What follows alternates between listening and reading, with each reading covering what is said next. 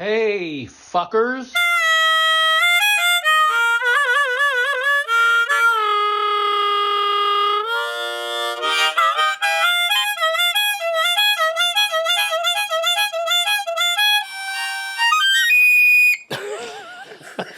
That's a hell of a note. Yikes.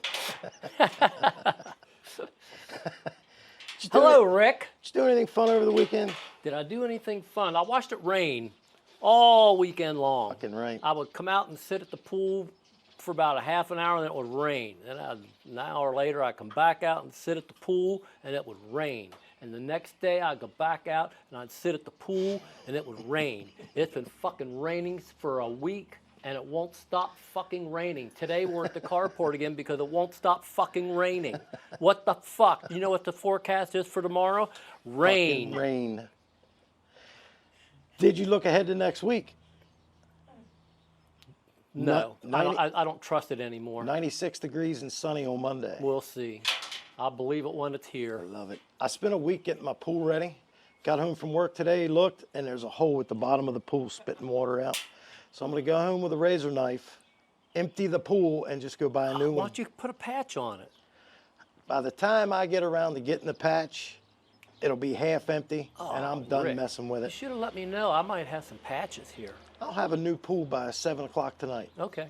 It'll be filling with water by tomorrow morning. Okay. Yeah. Can't go without a pool. That's impossible. So, in your days of being on stage, Yes, Rick. when you the song Girl Money prompted the ladies in the audience to do something pretty special. I don't even really remember how that got started, but it was funny money, and I would, whenever we would do girl money, these girls would just like get dollar bills out and they'd flash them around. Mm-hmm. So I'd just start going up and I'd stick my crotch out. It turned into Magic Mike, you know? They just start shoving all this money down my pants. And I would make up like 30, 40 bucks. Fuck yeah. And that's when I was a church-going man. Yeah. I'd take that money and put it in the basket. Did you really? Yeah. It's all wrinkled up and had pubic hair on it. There you go, God. Enjoy that like you don't have enough. So would they take a grope when you were down there putting $1 in? Oh, yeah, they'd cop a feel once in a while. I'd just say thank you. Thank you very much. It was fun. I've had people give me $100.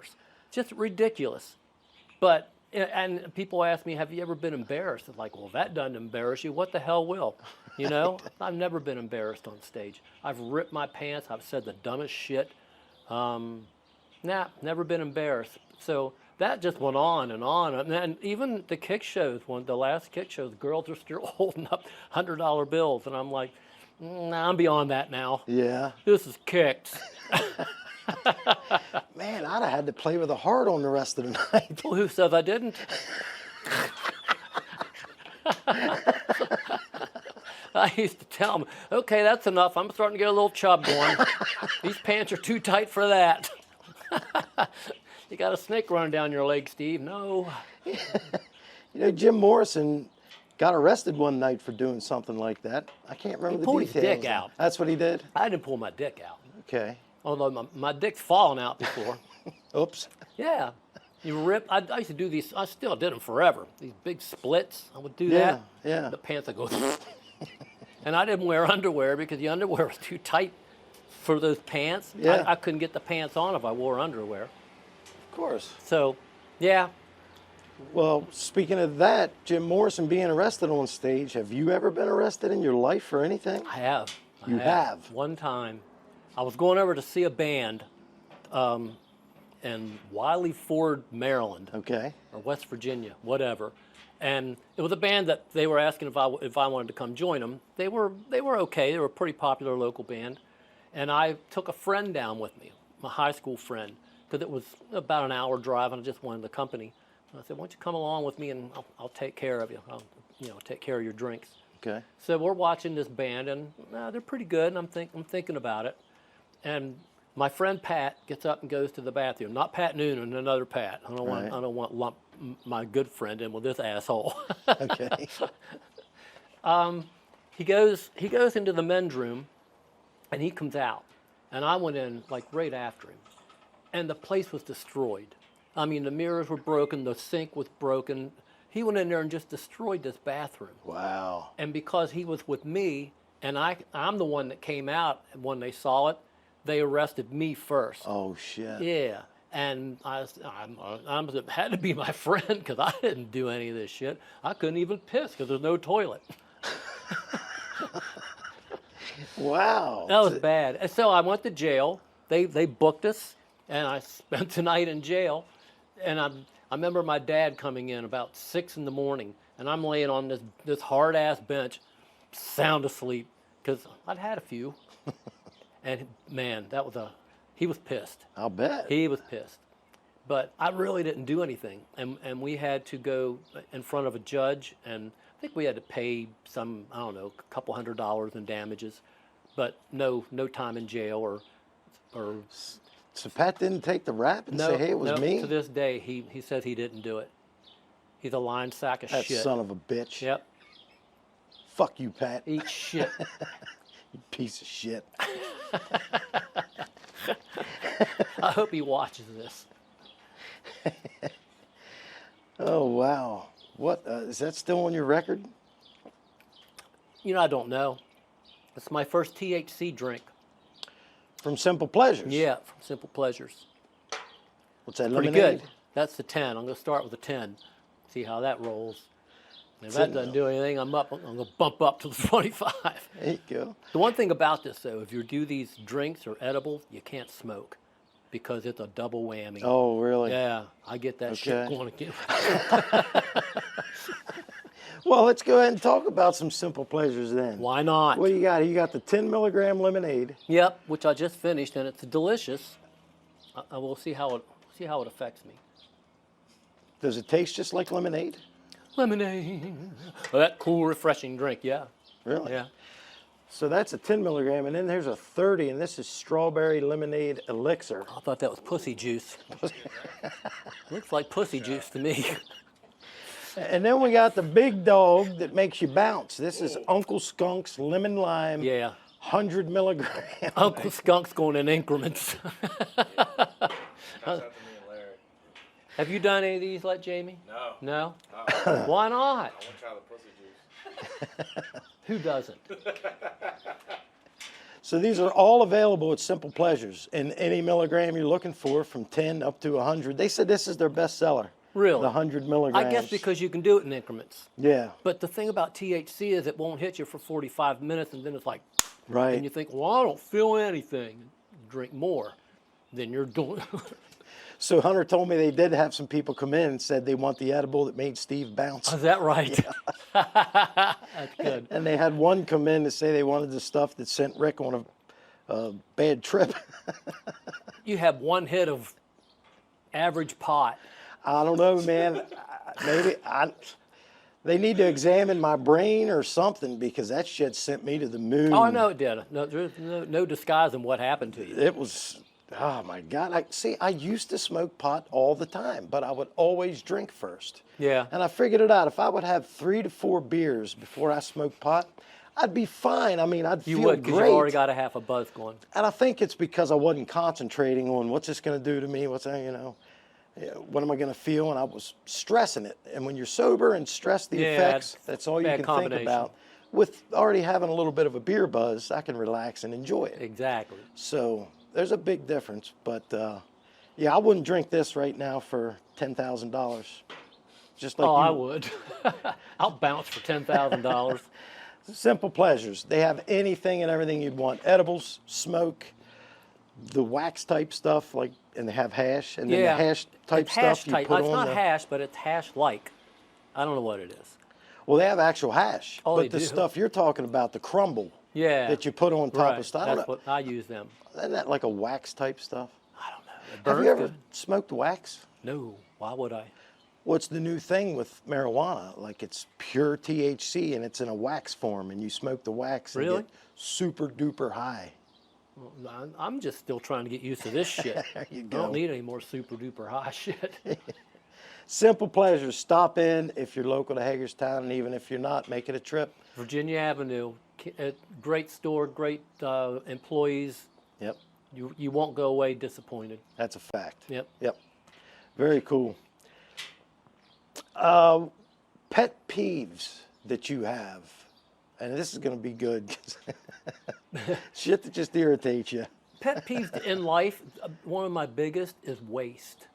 I hate waste. When if I was brought up in a house that if a light was left on and nobody was in there, there was hell to be paid. Yeah. And that gets instilled into you. So my kids grew up shutting lights off and turning fans off if they're not in the room, eating everything that's on their plate.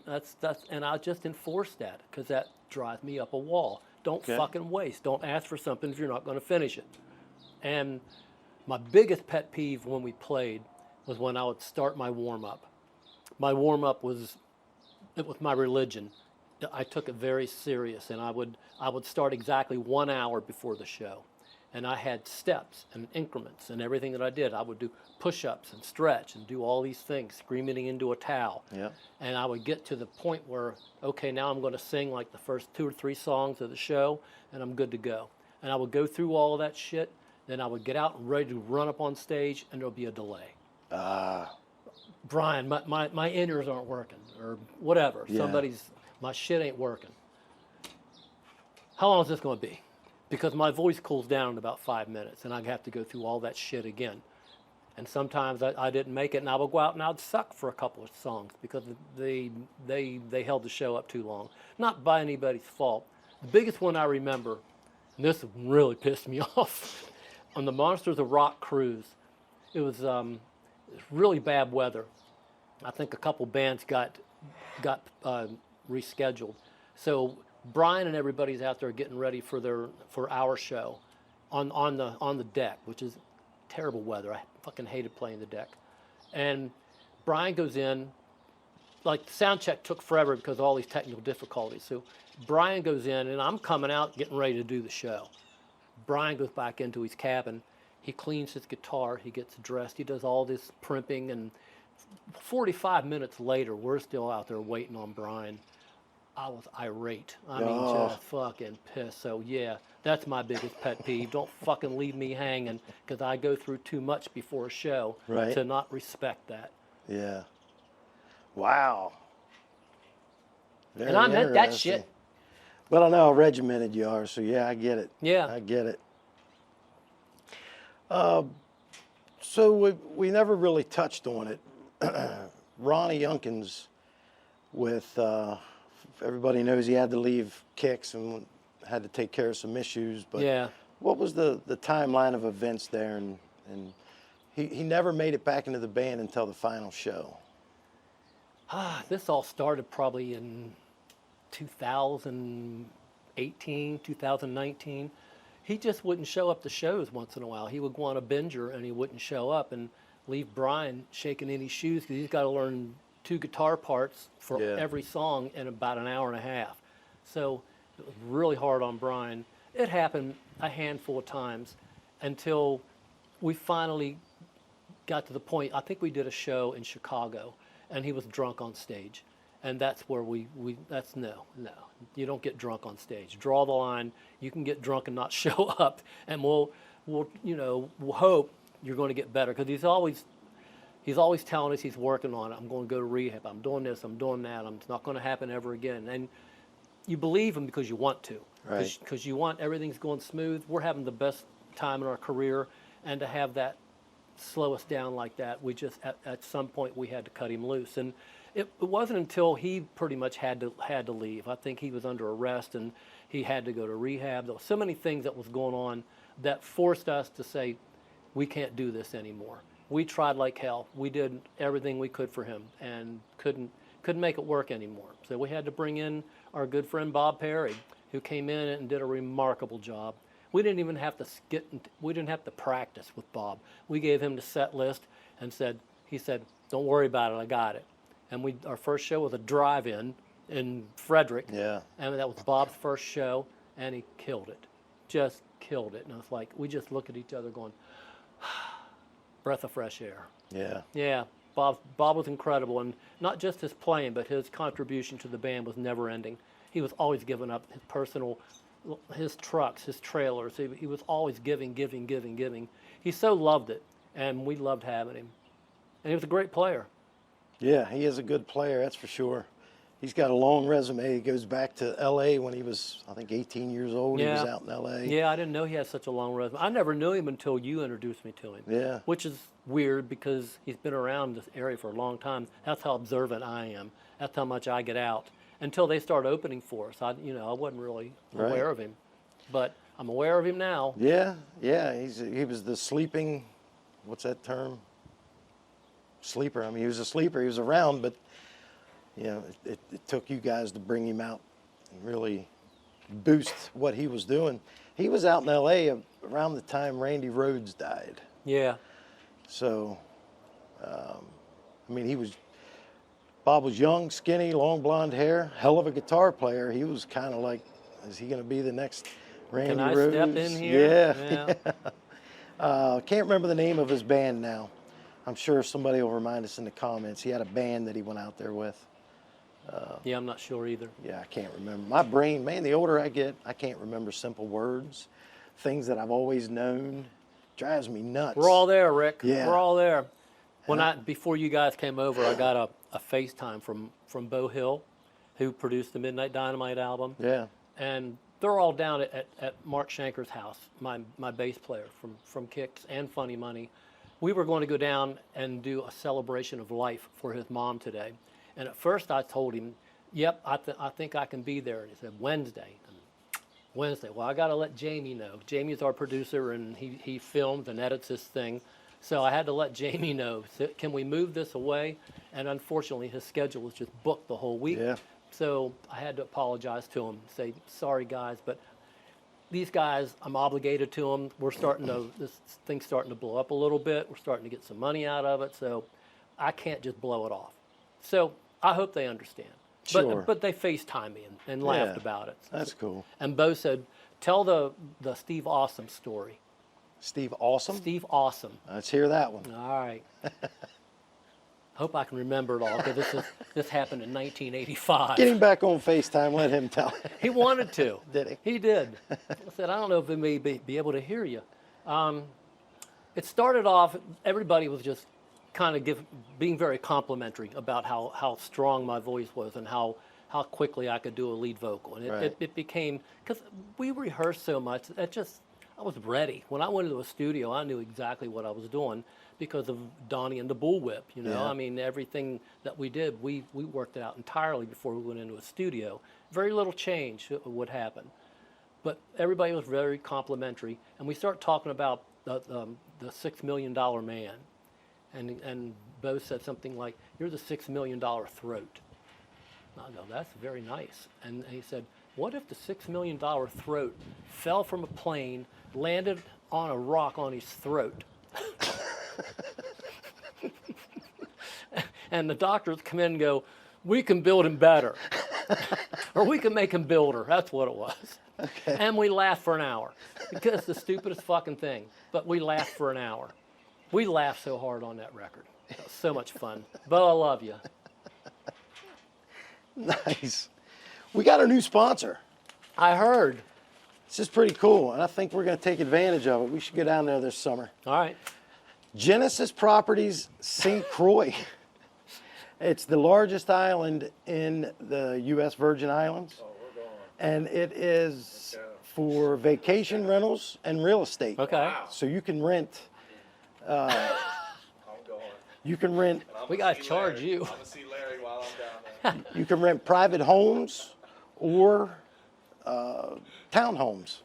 And they all come with a private pool, anywhere from 2-bedroom up to 5-bedroom. And his name's Dave Hall. He runs and owns Genesis Property St. Hi, Croix. Dave. We might come see you someday. We're going to tag him in the Facebook post here and talk about him on YouTube a little bit. So this is the same island that at the end of Shawshank Redemption, Oh, yeah. when Red goes and sees, that's where this was filmed. Is that right? Yeah, in St. Croix on this island. We're going. And some of the island isn't even accessible by vehicles. So if you're the adventurous type and like to go hiking, that's the place to do it. Okay. No I vehicles like to at all. hike. If I don't get lost. GenesisPropertiesStCroix.com. Yep, and we'll be checking it out later this summer. That's Yeah. for sure. Thanks, Dave. We'll be there. We'll do an episode of the podcast and write it off as a business expense. There you go. There you go. That's what I'm talking about. All right, let's go to some emails. Email. Dan Ferris, 1 year in the 80s or early 90s, you played an outdoor show in Tampa, Florida. During the entire show, Steve Zipper was down and nobody said anything. If you remember, did you purposely do that? I did that all the time. Did you? Yeah. Just to get a rise out. So that explains why it fell out sometimes. Well, yeah. I should have wore underwear at least. But the girls would just go. And I go, what? Huh? I just fuck with them the whole time. I remember going out, one of the earlier times when we played M3, I stuck a banana down my pants. Because you could see, you know, it looked like a huge dick. Yeah. And I'm out there doing like 2 or 3 songs with this banana down my pants. And then at one point, I just pulled it out and I threw it into the crowd. And whoever caught it threw it right back. Get that out of here.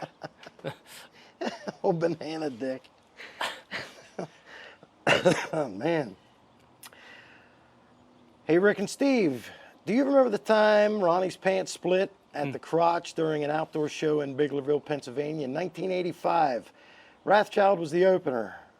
I was there and shocked to see Ronnie's doodad showing. The band took a break, and when you came back out, Ronnie had duct tape on his crotch. Did the band have any other embarrassing wardrobe malfunctions? I remember that show, and Yeah. I remember the road crew guys with duct tape on, taping him up. And it's on the side of the stage where everybody could see it, but he couldn't be out there with his dick hanging out. So, yeah, they had to tape him up. I split my pants all the time. I didn't care. My dick never came out, but you could see my asshole.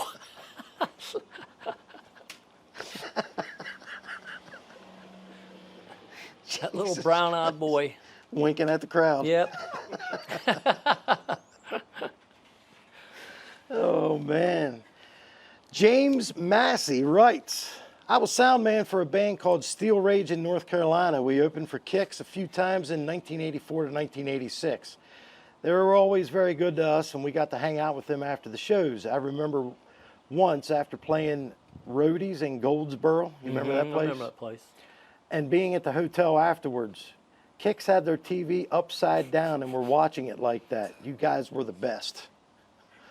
Wasn't in my room because I would never allow such a thing.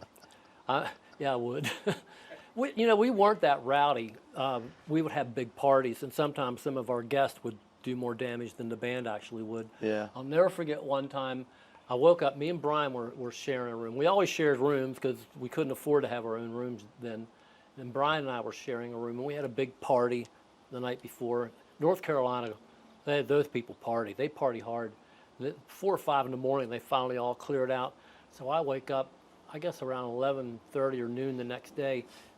Out of the bathroom comes Brian with a backboard from the bed. He's carrying it out from the bathroom. What the hell? I'm like, what you doing, Brian? Somebody put this in the bathroom. I'm just putting it back.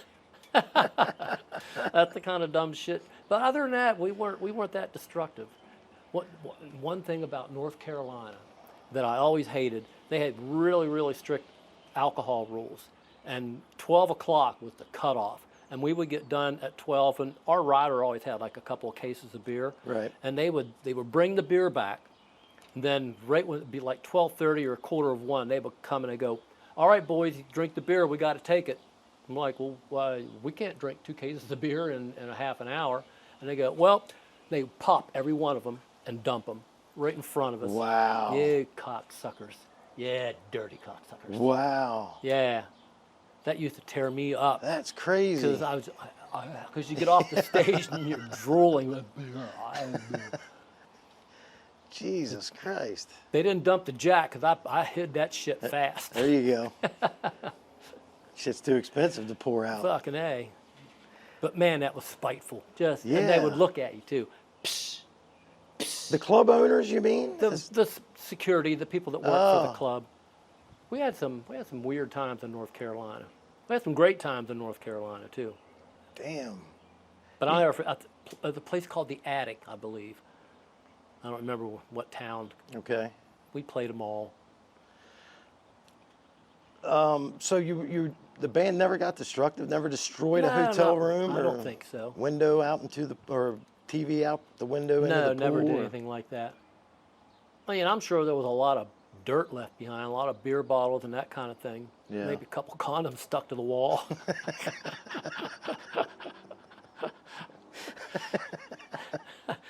They weren't mine, of course. No way. From what I hear, it was all Ronnie. That was all Ronnie, right? It wasn't Brian either. Yeah, Ronnie was he was the cock monster.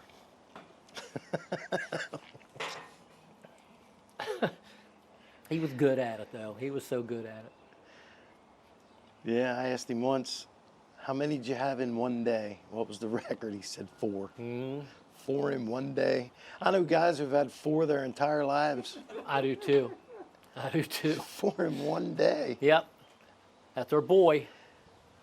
You think if he took a 23andMe test that it would just be pages of kids? Ooh. Yeah. Yeah, we don't want to know that. Yeah. Right. All right. Richard Broadwater. I'm a former student of Dean Kramer's. Let's hear a good story about him from the Funny Money days. Our good friend Dean, who is now with the Bret Michaels Band, was with Funny Money. He was with a lot of bands. Dean and I rode together all the time, and Dean talked all the way to wherever we were driving to. And sometimes he would be talking so much, and we would get into a discussion that I would miss exits, and I would go, 20 miles out of my way. And, Dean, shut the fuck up! I can't drive and talk to you at the same time. But that was Dean. He was the most inquisitive person. In fact, on my ringtone on my phone of Dean is "Because the earth is round and go." Because he asked so much shit. Just because. Dean was great. I mean, he was loyal as hell. Showed up and played great every night. Always ready. Always prepared. I don't have anything bad to say about Dean. Nothing. Yeah. And I'm so happy that he's out with Bret and filling a bucket list because he's earned it. Yeah, I talk to him about every week, and he says, it's just becoming normal that Night Ranger will walk by and say, "Hey, Dean," and yeah, you get used to like, it. man, is the pinch moment over? Is this real? He said, I'm getting acclimated to it at this point. Yeah, and until you meet a real rock star, Right. Then you go, like Alice Cooper. Yeah. Okay, I'm gonna talk loud, love you. Yeah. That's about all I can get out. Yeah. I think his idol, or one of his main idols, is Rick Springfield. I think it'd be cool if That's what I mean about Dean. I mean, why? Why would anybody's idol be Rick Springfield, who was in a hard rock band? That makes no sense. But he loves all the weirdest artists too. He loves the Osmonds are one of his the favorites. Osmonds he loves. There's another female artist that he loves, and Yeah, he he goes out of follows his way her to- around. Yeah, I think he stayed at her house a weekend. She rents the fans the barn, and they stay in the barn. is that right? What's her name? I forget her name. Again, right out of my head. Damn, it's not Anne Murray, but it reminds me of that. Yeah, we'll think of it Damn. when this is over. Yeah. Shit. I ran on the tip of my tongue. Yeah, we'll think of it later. We'll post it up under the video. Now we're going to skip that one.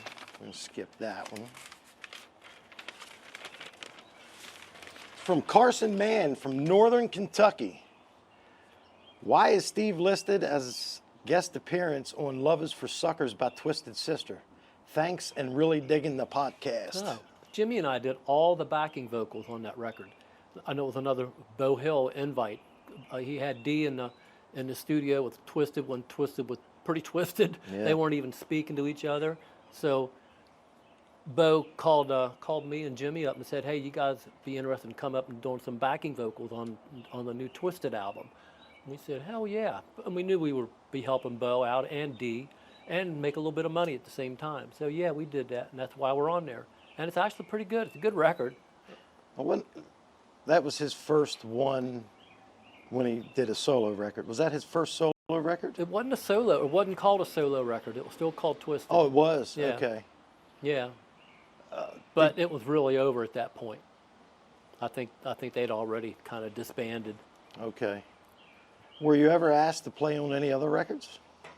For anyone else? Nothing I can think of. Plus, I would always turn them down. See, Steve, come sing. No.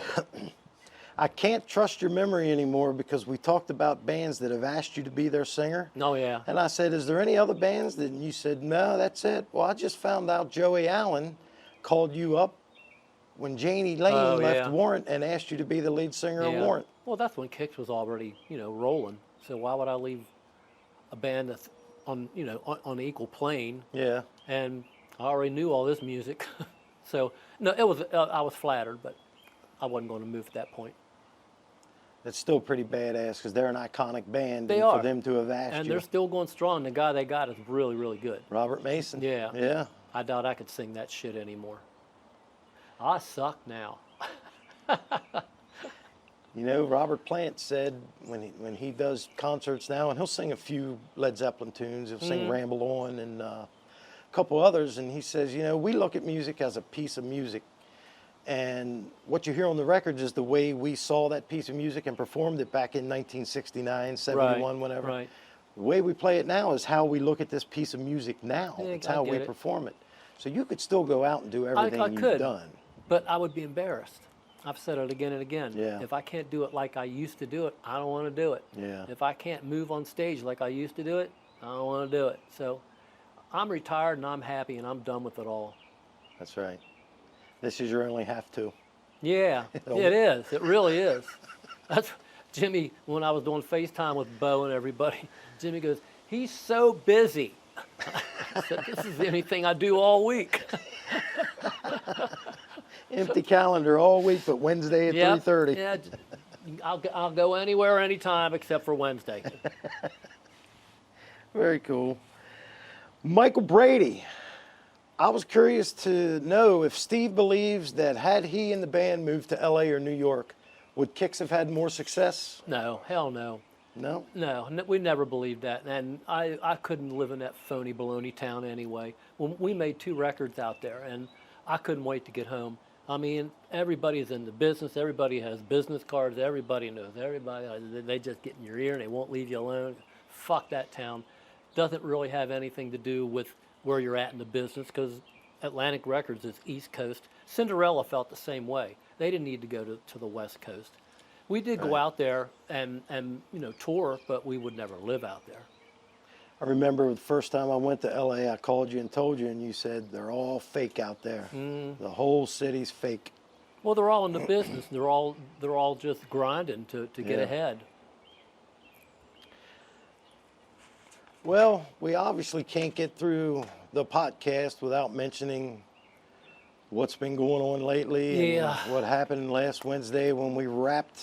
As soon as we wrapped filming last week's episode, you got a pretty bad call. I did, from Joe's wife, Connie. Unfortunately, I was floating, so I didn't pick up because I was floating. Yeah. Can't talk on the phone while you're floating.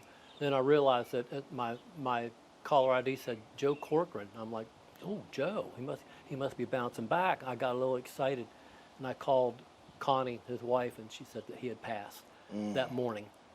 And Joe meant so much to this band and to a lot of people. He's going to be sorely missed. And when I was talking to Connie, I couldn't hardly keep it together, because, man, I've known Joe probably 30, 35 years.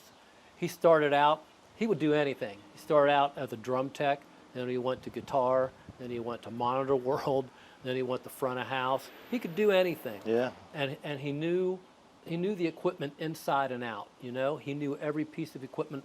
He knew serial numbers of this shit. Yeah. He used to sit and talk about his gear, and I would go, Joe, nobody cares. Yep. But he just had that much knowledge and that much experience, and it made him happy to talk about that stuff. Bored the hell out of us, but he loved to talk about it. And he was always adding new things out of his own pocket. He took that job so very serious. And he was so good that when we would do like the cruise or festivals, they would always, a lot of the other bands would hire Joe. Yeah. So he would come away with a pocket full of change. So, and he enjoyed that. But everybody loved him. We're going to miss him terribly, and we need to do some kind of a celebration of life for him. Right now, I think there's a GoFundMe on Facebook, Yep. and the band, as a whole, we took care of Connie for I don't want to say what we did, but Right. the band has already given a substantial amount. So we're hoping that the GoFundMe will help even more. Yeah, the GoFundMe's been going around. All the members of KIX, including you, shared it, and it's doing okay. But just look up Joe Corcoran. Go to the KIX page or any of the KIX members page, and the GoFundMe's listed there. It's real easy to donate. The entirety of the money is going to Joe's wife and Joe's And kid. son, and the thing Yeah. about it, they have an autistic son that they need all the help they can get. Because Yeah. I mean, they're getting assistance, but I don't know what her plans are. We don't know if she's going to stay where she's at or she's going to move on. Don't know. But any help that you can give them would be appreciated, and they would appreciate it. Yeah. Joe was definitely a good guy. I met him through KIX in 2000. No, what, did he run Sound for Funny Money? Yeah. Okay, Yeah. then I met him in probably 98 then, where we actually talked and became friends. So since 98, you're right, all he talked about was equipment and what, my equalizers and phasers, this. And I'm like, Joe, man, I don't know the first I thing know. about any of people, this. People ask me, what kind of microphone you use? You have to ask Joe. I don't have a clue. What kind of in-ears you use? Black. I don't know. But I've watched a lot of sound guys work over the years, and Joe was on top of it. Joe- Something goes wrong. Yeah. He didn't have to troubleshoot. It's like he knew exactly what the problem was He every was always time. running back and forth from the stage to the board, or stage to the board. Joe, he'd run up to the stage, fix whatever was wrong, run back to the board. Joe, run back. We relied on him heavily. But as we did with all the guys, Frank Royce is another guy, great guy. We couldn't have asked for a more loyal, dedicated road crew, and love them all. And we try to get together with them at least once a year here, just to reminisce. And Sam and Brandon, those guys did a great job. So, yeah, we're all going to miss Joe very, very badly. Yeah, that. Yeah. I guess services will be posted by his wife. She said that there's no service planned because Okay. Joe didn't give any specifics on what he wanted. I think he's going to be cremated, and I don't know what. That's why we suggested, well, we should all get together and do a celebration of life at somebody's house or some restaurant or whatever. So we're working on that. Very cool. Yeah, he deserves it. Do you know how old he was? 59. 59. Yeah. And it was renal failure that ultimately took him. Well, I never forget. We were playing New York City, and Joe was miserable. I mean, he could barely stand, and he was still lugging all this shit in and out and running sound and doing all that he always did. And he asked me for a couple of aspirin at the end of the night, and he was so bad that he made the road crew pack up, and he wanted to drive home that night from New York City. And it turns out he had diabetes so bad that they had to amputate a toe, and that was the start of the downfall. And the diabetes eventually took his kidneys to where he had to do dialysis. Then he got some kind of bladder cancer, and it never stopped. It just dominoed. So he hadn't been well for a while. So maybe it's a blessing that he's not suffering. Yeah. Sometimes you just have to think of it like that. And you celebrate a life. You don't mourn a life. Exactly. Well, definitely rest in peace, Joe Corcoran. Love you, Joe. You want to take us out?